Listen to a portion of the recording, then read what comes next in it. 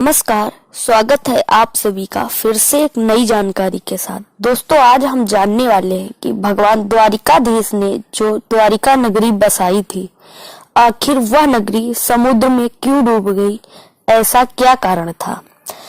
इसके लिए हमको पहले यह जानना होगा कि जब भगवान श्री कृष्ण ने मथुरा नगरी को छोड़ा, मथुरा छोड़ने के बाद भगवान श्री कृष्ण ने द्वारिका में एक नया नगर बसाया। इसका प्राचीन नाम कुशस्थली था।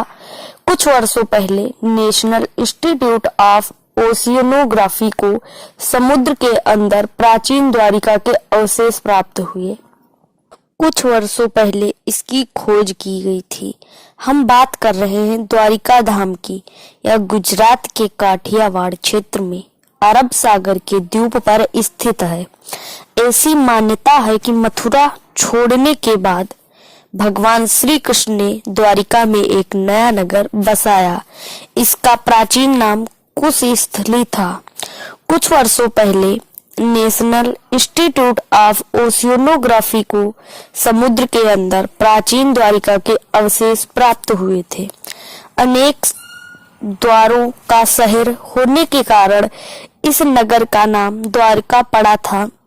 इस शहर के चारों तरफ से कई लंबी दीवारें थी जिनमें कई दरवाजे थे। ये दीवारें आज भी समुद्र में गर्त में स्थित हैं।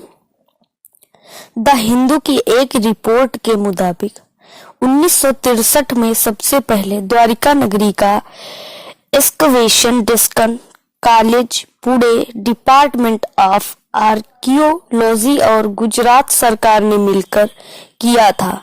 इस दौरान करीब 3000 साल पुराने बर्तन मिले थे।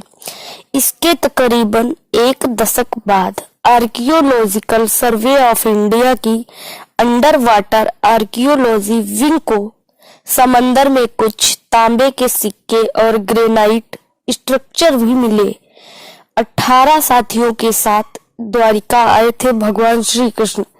बताया जाता है कि श्री कृष्ण अपने 18 साथियों के साथ द्वारिका आए थे। यहाँ उन्होंने 36 साल तक राज्य किया था। इसके बाद उन्होंने अपने प्राण त्याग दिए। भगवान कृष्ण के विदा होते ही द्वारिका नगरी समुद्र में डूब गई और यादव कुल का नाश हो गया।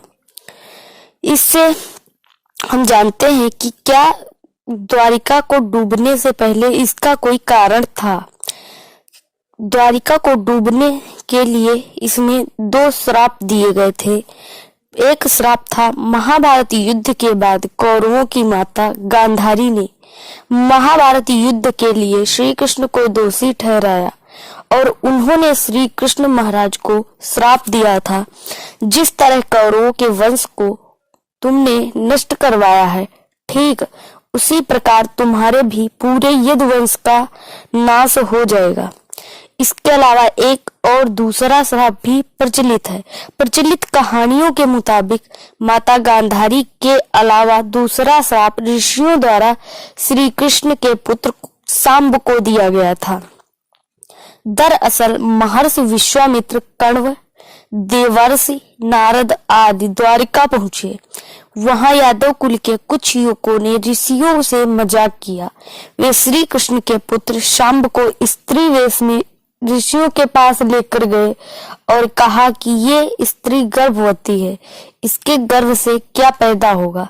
ऋषि अपमान से क्रोधित हो उठे और उन्होंने उन्हें शाप दिया कि श्री कृष्ण का यह पुत्र ही यदुवंशी कुल को नाश करने के लिए एक लोहे का मूसल बनाएगा, जिससे अपने कुल का वे खुद नाश कर लेंगे।